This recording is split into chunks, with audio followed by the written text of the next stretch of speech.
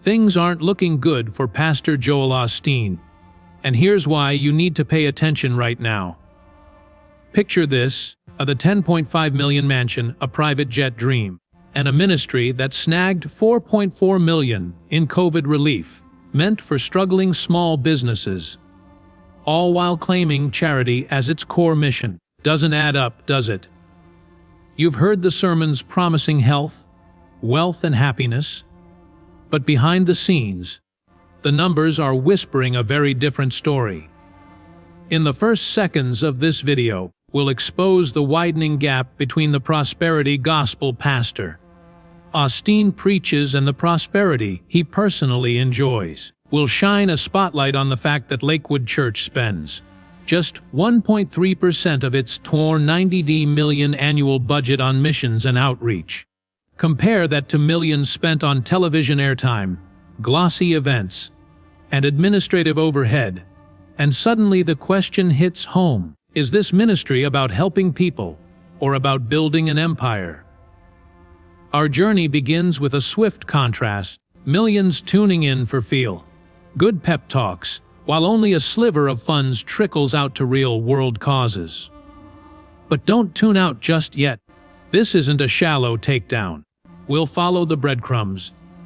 From Osteen's humble start in a feed store church to his meteoric rise in a repurposed NBA arena, to understand how charisma, marketing savvy, and media muscle combine to create one of the most polished religious brands on earth. First, let's rewind to the early years. Osteen grew up behind the scenes, cutting tape and directing lights for his father's sermons. He'd sneak into broadcast booths rather than take the pulpit. Then, in a twist of fate, a single on-air sermon in January 1999 catapulted him out of the shadows. 6 days later, his father passed away, leaving Joel at the helm of a 6,000-member congregation. Within 5 years, attendance exploded beyond 30,000 weekly, and within a decade, Lakewood became a global phenomenon, reaching 10 million viewers across 100 countries. Every step of that growth was meticulously engineered. Massive billboards dotting Houston highways, 5 floors of custom-built studios inside a former sports arena, and a brand promise so simple it sold millions of books. Your best life now. That tagline alone generated upwards of $100 million in royalties and speaking fees. But beneath the polished veneer lies a pattern repeated time and again: extraordinary gains for Osteen's brand, minimal sacrifice for communities in need. Here's the pivot point: prosperity preaching sounds inviting when your bank account is flush. But what happens when real crises strike your backyard? Hurricane Harvey, for instance, turned Houston streets into rivers overnight. Lakewood Church sat dry and silent for days, its massive doors locked behind claims that flooding made them inaccessible. Social media lit up with photos showing clear roads where rescue was possible. Locals watched competitors' businesses, even Motel 6 franchises, open their doors to stranded families, while Osteen's auditorium stayed locked tight. That moment didn't just stain his image. It sparked genuine outrage. Fast forward to the pandemic. Millions of Americans fought for federal PPP loans to keep small businesses afloat, and Lakewood Church quietly pocketed $4.4 million. Yes, the same church operating on a $90 million annual budget, the same pastor insisting he takes no salary. Critics cried foul. Under pressure, the church returned the funds, but the reputational damage endured. Donors asked, "If you don't need relief to pay staff, why take it in the first place?" By now you're wondering, who is Pastor Joel Osteen really serving? His flock or his bottom line? That's the question driving our deep dive ahead. We'll explore every angle, theological, financial, and human, to paint a complete portrait. Expect exclusive analysis of IRS filings, interviews with former staffers, and first-hand accounts from congregants who say they felt more like audience members at a motivational seminar than worshipers at a church. In Section 2, we'll trace Osteen's media strategy step by step from late night cable slots to Oprah's couch, from stadium events selling 15 tickets to merchandise racks filled with branded mugs and bumper stickers.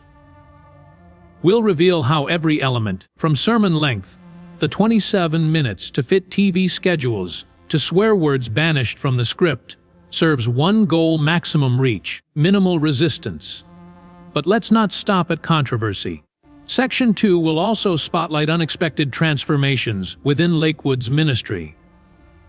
The behind the scenes charity drives that nonetheless only scratch the surface of the church's capacity. You'll hear from relief workers who felt frustrated by red tape, and you'll meet families torn between loyalty to a beloved pastor and their moral outrage at how money is handled. By the end of Section 2, you'll have a crystal clear view of the trade-offs at play. You'll see how a message of abundance became a mega brand, how Love Your Life turned into a multi-million-dollar product line, and how a ministry that could serve millions in need chose a different path. More importantly, you'll be ready to decide, does Pastor Osteen's vision align with your values? So stick around. In a moment, we'll jump into Section 2, a journey through Osteen's television empire, his brand partnerships, and the hidden ledger entries that tell the rest of the story. You've seen the mansion. You've heard the numbers, but there's so much more beneath the surface that could redefine everything you thought you knew about life's best pastor and his best life promise. Now, let's dive into the engine behind Osteen's meteoric reach, a media strategy so finely tuned it feels more corporate than congregational. It began modestly with one local cable slot in Houston, but soon expanded to late-night television networks across America. Each broadcast was meticulously edited to last exactly 27 minutes, ensuring it fit primetime schedules without a second wasted. Years of rehearsal turned Osteen into a polished performer. No stumbles, no theological meandering, just uplifting anecdotes and carefully curated sound bites. That consistency built trust and habit, turning casual viewers into lifelong followers. Behind the camera, a production team rivaled any Hollywood studio. Set designers landscaped vibrant backgrounds. Lighting experts crafted a sense of warmth, and audio engineers smoothed every inflection. Marketing professionals tested thumbnails and headlines, A/B testing phrases like, "Unlock your breakthrough," and "Today is your turning point." Every choice was data-driven. Which words triggered the highest click rates? Which facial expressions generated the most shares? It wasn't long before Osteen's sermon became the highest-rated spiritual program on cable. With over 90% of U.S. households receiving the broadcast, the ministry's media budget ballooned to over $25 million annually. Then came the high-impact guest spots: Oprah Winfrey, Larry King, Good Morning America. Each platform added credibility and exposed Osteen to millions who might never step inside a church. On Oprah's stage, he spoke of triumph over tragedy, using personal anecdotes and diplomatic phrasing that resonated beyond religious boundaries. When critics questioned his theology, these appearances functioned as marketing armor, reframing controversy as misunderstood nuance. The lesson: every moment in the spotlight was leveraged to solidify brand loyalty. Parallel to television, Lakewood Church embarked on a national stadium tour called Night of Hope. Selling $15 tickets, Osteen transformed worship into an arena spectacle. Lights, music, and high-energy worship bands simulated concert events more than Sunday services. 10,000, 20,000, sometimes over 30,000 attendees packed venues in cities like New York, Los Angeles, and Chicago. Merchandise tables offered branded journals, T-shirts, and CDs. each sale reinforcing the sense of community while boosting revenue. Afterward, attendees streamed out, clutching their tokens of belonging, hearts stirred by emotional crescendos and calls to action. What's fascinating is how every element mirrored a sales funnel. Television broadcasts generated leads. Stadium events deepened engagement. Merchandise created micro-investments, making followers feel part of something larger. Social media amplified these moments, fueling a feedback loop of likes, shares, and comments. With over 25 million Facebook followers and 10 million on Twitter, Osteen's posts reached global audiences in real time. Video clips captioned with urgent prompts like, "Don't miss out on today's breakthrough," drove immediate traffic to live streams and donation pages. Of course, behind this well-oiled machine lurked a few cracks.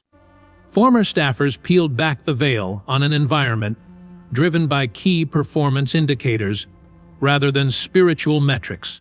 One insider revealed weekly staff meetings where attendance goals and donation targets were reviewed in PowerPoint decks. We talked about conversion rates, they said, not salvation rates. Another shared how negative feedback was filtered through public relations officers, ensuring critics were quickly drowned out by positive testimonials and glossy success stories. Contrast this with the ministry's outward messaging, which emphasized authenticity and vulnerability. Osteen's signature stories about overcoming rejection or fear were moving precisely because they felt personalized, yet behind the scenes. Those anecdotes were often routed through content strategists who refined narratives to hit emotional benchmarks. The result was a powerful dialectic, a message of organic faith, packaged with corporate precision. This duality extended beyond messaging into physical spaces too. The transformation of the compact center into Lakewood Church demanded a 9-figure renovation. 5 floors of studios, immersive worship spaces, and calming atriums created an atmosphere of transcendence. Yet critics pointed out that the same funds could have built dozens of community centers or sponsored relief projects. When pressed for justification, the leadership emphasized outreach through media and brand recognition, arguing that global influence justified domestic austerity.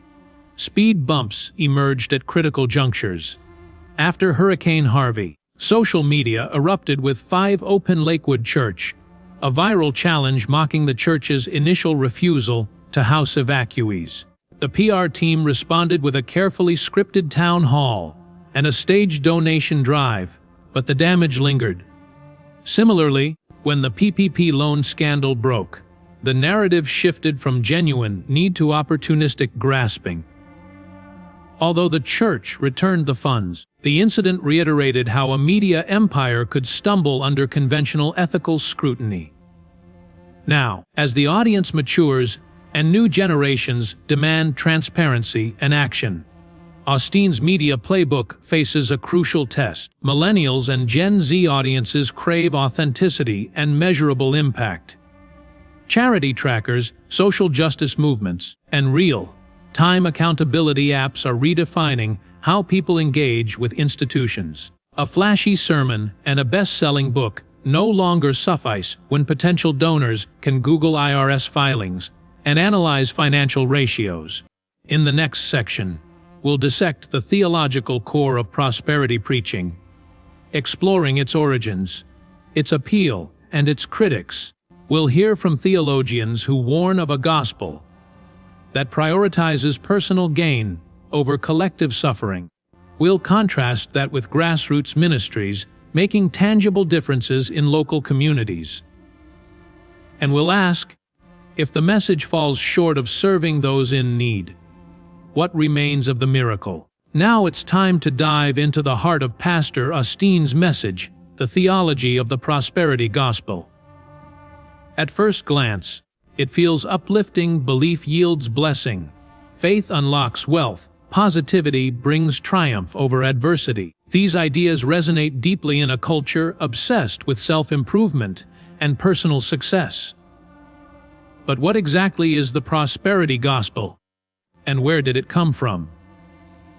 We'll trace its roots back to the early 20th century, to preachers who combined Pentecostal fervor with American individualism. Figures like Oral Roberts and Kenneth Hagin pioneered a belief system that tied spiritual devotion to material gain. In their view, God's favor manifested as financial prosperity, physical health, and social status. To followers living paycheck to paycheck or battling chronic illness, the promise of divine provision felt revolutionary. Let's unpack the origins and appeal of a theology that transformed countless lives and ignited fierce controversy. To understand the draw, consider this contrast. Traditional Christian teaching often emphasizes sacrifice, humility, and patient endurance through suffering. Scripture passages point to the value of trials and the promise of glory after struggle, not instant wealth. In stark opposition, prosperity-focused preachers instruct congregants to speak money into existence, treat faith like a spiritual transaction, and view hardship as a sign of insufficient belief. That harsh frame can lead to victim blaming. If you're sick, it's your fault for lacking faith. If you're poor, you haven't confessed the right words. Critics argue this undermines core Christian doctrines: grace, repentance, and the call to sacrificial service. They warn that tying divine favor to personal gain transforms the gospel into a personal finance plan. But for those hungry for hope, these messages feel empowering.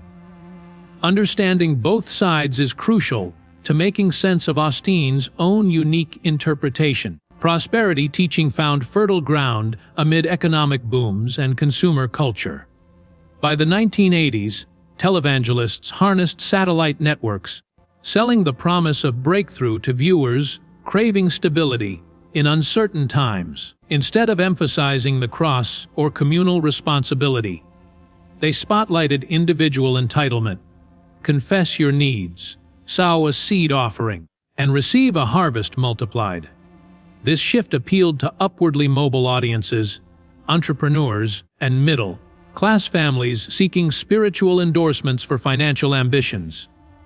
However, when economic downturns hit or personal tragedies struck, cracks appeared in the theology. Congregants asked why faithful donors still faced foreclosure or illness.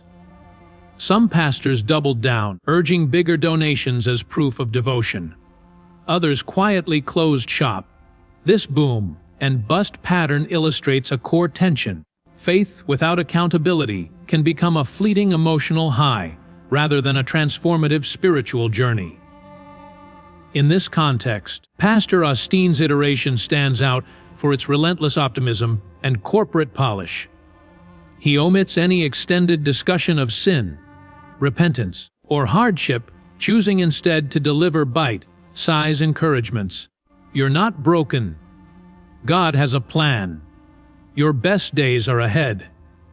These lines are irresistible for anyone wading through anxiety or disappointment. But theological purists argue this approach amounts to a cotton candy gospel, sweet, light, but lacking substance, without calls to accountability, forgiving enemies, or serving the marginalized. Faith risks becoming a tool for self-help rather than salvation.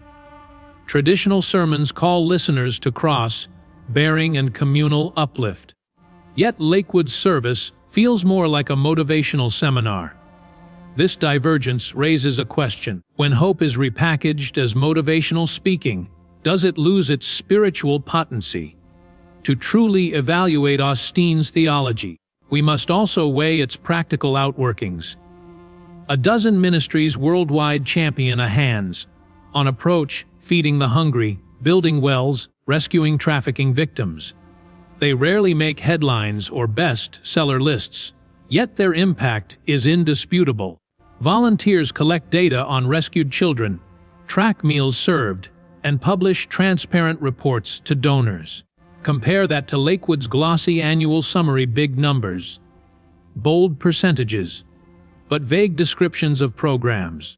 This discrepancy underscores a deeper rift. Should spiritual leadership be measured by social capital or by charitable outputs? For many viewers, seeing broken lives restored on the ground resonates more than hearing affirmations in an auditorium.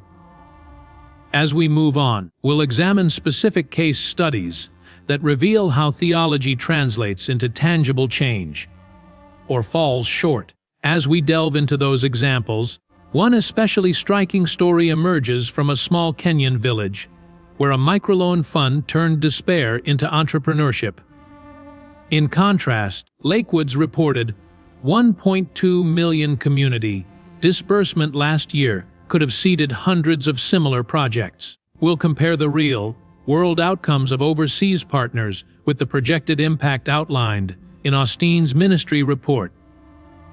Then, we'll return home to unpack how financial disclosures and donor expectations intersect with spiritual promises. By the end of the next chapter, you'll be equipped to discern whether prosperity preaching elevates true compassion or merely elevates a preacher's profile. Stay tuned. Imagine a dusty Kenyan market where women lean over stalls filled with maize, fresh vegetables, and crafts. With a microloan of $50 each, entrepreneurs purchased seeds, stocked goods, and hired community assistants. Within 6 months, their combined income nearly tripled, allowing them to send children to school, pay medical bills, and reinvest in their fledgling businesses.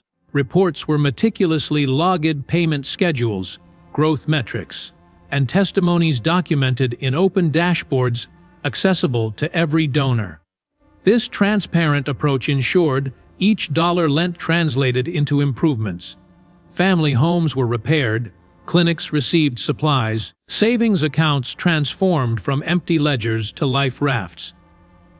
In this initiative, service and accountability formed a virtuous cycle of hope, dignity, and shared prosperity. In contrast, many grassroots ministries in American cities show how targeted charity yields outsized results. A food pantry in Detroit, with an annual budget of just $50,000, serves 2,000 families every month.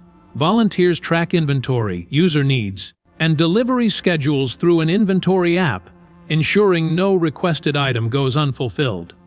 Similarly, a community health clinic in rural Alabama turned $50,000 into hundreds of free check-ups by partnering with volunteer physicians and sourcing generics. Impact reports, complete with patient feedback videos, are shared via social media and email blasts, fostering donor trust. These organizations operate on lean budgets, but maximize outcomes by prioritizing transparency, collaboration, direct engagement. Their records stand in stark contrast to the opaque summaries of major church financial reports, revealing that true ministry thrives where accountability meets compassion. By comparison, Lakewood Church's annual highlight reel includes a terse mention of a $1.2 million missions budget. Just 1.3% of its $90 million income. Detailed allocations toward media expenses, payroll, and facility maintenance receive bullet points of attention, while stories of impacted lives are condensed into brief blurbs. Donor letters tout tens of thousands of meals served, but lack specific partner names or geographic breakdowns. When congregants request deeper insights, they are often directed to high-level PDF reports, sweeping complex initiatives under generic headings like community programs or global outreach. The absence of granular data makes it difficult to measure real change or compare program efficiency. This approach prioritizes brand-centric narratives over accountability, leaving well-intentioned donors with more questions than answers about how their contributions transform lives, including substantial global projects. What drives this divergence in style and substance? A key factor lies in reporting requirements and organizational priorities. Churches in the United States are exempt from filing publicly available IRS Form 990s, unlike nonprofits and charities. This exemption allows mega churches to present selective highlights without mandatory disclosure of individual salaries, program expenses, or endowment details. Lakewood Church leverages this privacy, emphasizing what looks good on camera: flashy events, best-selling books, and record attendance, while fine print on local impact often slips under the radar. In contrast, community-based nonprofits embrace transparency as a core value, using audited, detailed financial statements and public donor portals to build trust. When donors can trace each dollar to a specific outcome, they become advocates, not just contributors, strengthening the bond between givers and beneficiaries. Behind every number lies a human face. Take Maria, a single mother in Texas, whose charity application at Lakewood's outreach program was processed in 6 weeks, only to receive a grocery voucher worth $20.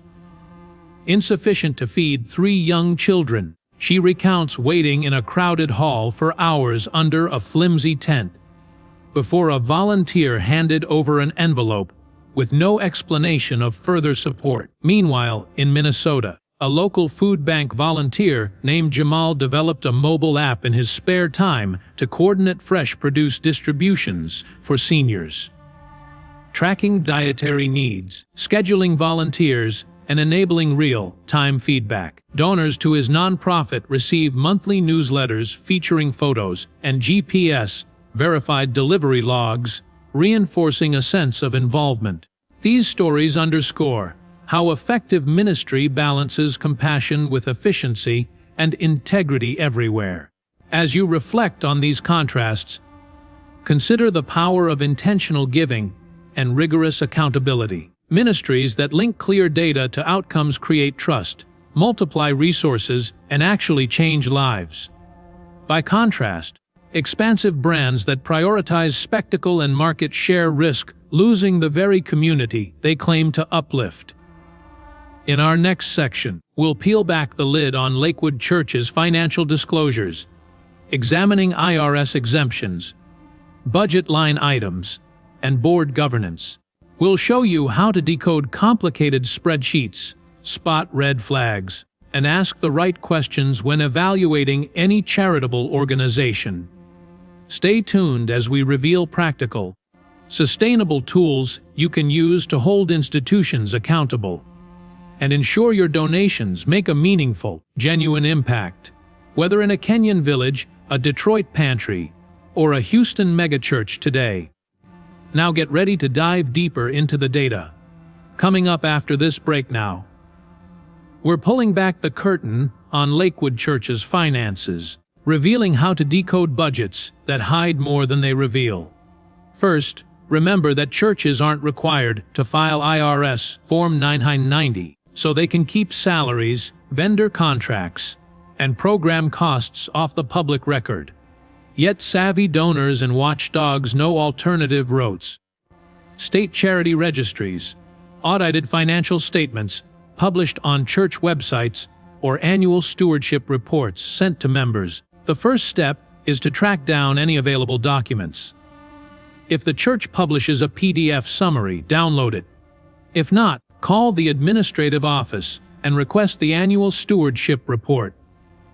Be polite but persistent. Many organizations will send an internal report to anyone who asks. Once you have the raw numbers, you'll see familiar line items: revenue, expenses, program services, general administration, and fundraising. The key is to identify which categories dominate the budget. When media production or event costs account for 50% of expenses, while missions and community outreach languish below 2%, you've uncovered a red flag. Next, let's examine the composition of program expenses. A simple pivot table in Excel can help you break down totals by department. Label columns for media, facilities, personnel, and community impact. Then sort the numbers to see which department consumes the most resources. If personnel costs include dozens of on-staff pastors, administrators, and production crew, list them and compare salaries for similar roles in non-profit or corporate settings. Transparency scores high when organizations list individual positions and salary ranges. The lack of such details often signals that heavy compensation packages could be lurking under general payroll.